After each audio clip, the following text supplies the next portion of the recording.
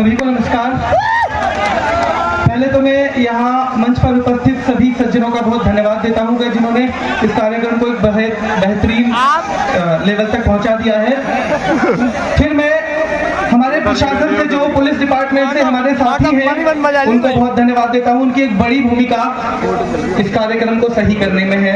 और फिर मैं नमन करता हूँ आप सबकी उस इच्छा शक्ति का जो आपने आज यहाँ आकर दिखाई है। तो मैं अपनी पूरी टीम की तरफ से आप सभी के लिए एक बार तालियां चाहता हूँ, आप सभी के लिए,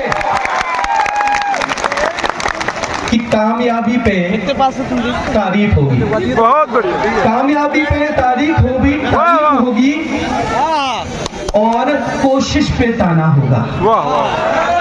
कामयाबी पे तारीफ होगी और कोशिश पे ताना होगा। दुख में शायद कोई ही होगा, सुख में सारा जमाना होगा, सुख में सारा जमाना होगा। मैं सुबह जब आया, अपनी टीम, हमारी पूरी टीम आई, तो कई लोग मिले इतने विनम्र कि उन्होंने बार बार कहा, सर महोबा तो छोटी सी जगह है। अरे महोबा क्या केवल जनसंख्या से कोई चीज छोटी हो जाती है? नहीं सर। क्या केवल उम्र से कोई छोटा हो जाता है? क्या क्षेत्रफल से कोई छोटा हो जाएगा? उसकी युवा शक्ति बताएगी कि वो जगह छोटी है या बड़ी है। यहाँ की युवा शक्ति अगले 2-3 साल में पूरे इंडिया को बता देगी कि महोबा कितना बड़ा है। हम सब कुछ सपने लेके चल रहे हैं। आप में से कौन है जिसने कुछ सपना बनाया है? पर सपने आसानी से तो साकार होते नहीं है। ये विद्यार्थी जीवन ऐसा है कि जब हमारे हाथ में तैयारी तो बहुत है, पर बहुत सारी चीजें ऐसी भी हैं जिनमें हम बड़े मजबूर भी हैं। और कई बार इसी मजबूरी में हम क्या छोड़ देते हैं?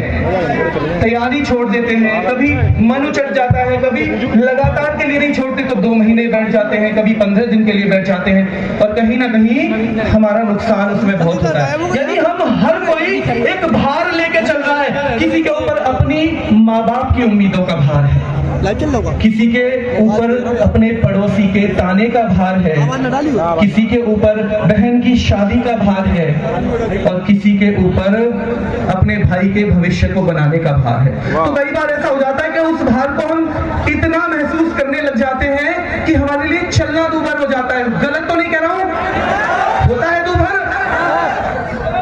उसी के ऊपर बस एक छोटी सी कहानी बताता हूं कि आपको अपना भार कम कैसे लगेगा।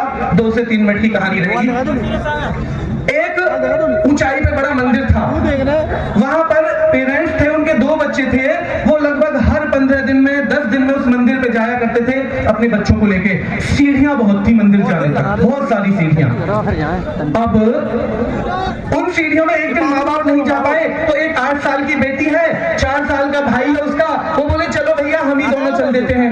अब 4 साल का भाई तो सीढ़ियां चढ़ नहीं सकता, तो 4 साल के भाई को वो पीठ पे लाद के ले गई और ऊपर चली गई। क्योंकि लगातार जाते थे तो पुजारी जी बोले, बेटा मम्मी पापा कहाँ हैं? कि पुजारी जी मम्मी पापा नहीं आए। अच्छा फिर तुम कैसे आए हो, किसके साथ? पुजारी जी मैं और मेरा भाई आए। अच्छा भाई कैसे आया है? तो पानी पे कि पुजारी जी ये छोटा है ना, तो मैं इसे पीठ पे बिठा के ले आई।